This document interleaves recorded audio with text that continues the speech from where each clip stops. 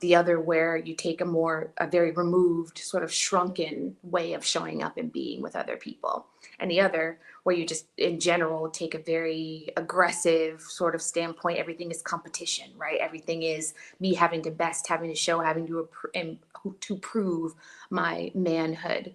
And I think it's important to have the conversation about that, all of that existing in the context of lack, in the context of there not being a model.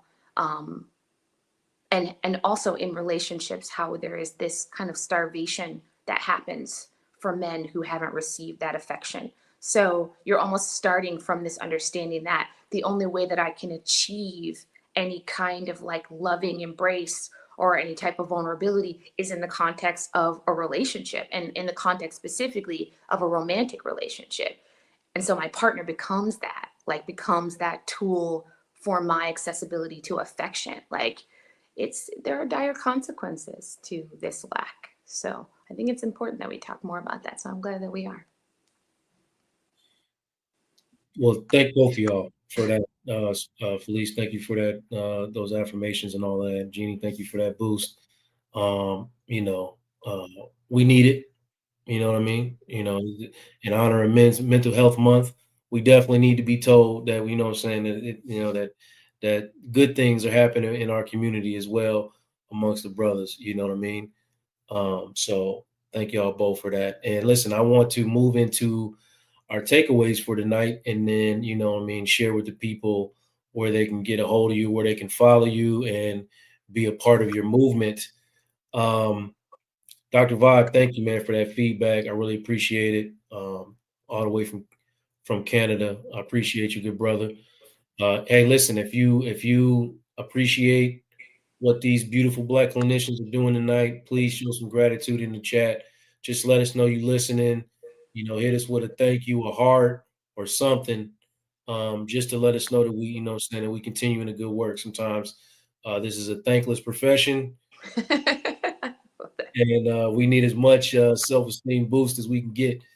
You know, where did the wounded healers go? You know what I mean? And so that's kind of what we on that. But you know, let's keep it rolling. Felice, please, you know, give us your takeaways. Tell the people where they can find you. You know, and do your thing.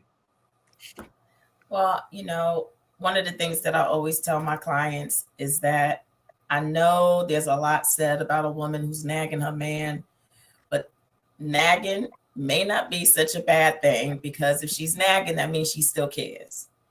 If she's nagging you, that means she still thinks that there's a chance. It's the moment she stops. The moment she stops, it's a wrap. And so I want y'all to think again about your nagging partner, right? And then I want you to know, I believe that love is the key, right? Like, it's so crazy. We say it all the time. Love is the key, but I think a bigger key is when our Black men stand in their manhood of love. I think that when that happens, that's where the healing begins. And the transformation happens. And so I am Felice Hightower-Britt. I am a licensed clinical mental health counselor. My private practice is Resiliency Therapeutic Services, and I'm on psychologytoday.com. And I'm the b.big.coach on Facebook, Instagram, and my website is www.thebebigcoach.com. The B.Big.Coach. Thank you, Felice, once again. Dr. Sekou, please drop them gems for us, good brother.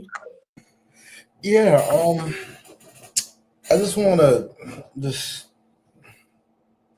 really just touch on the beginning part of how people are dealing with emotional burnout. I think it's important to understand that we teach people how to treat us.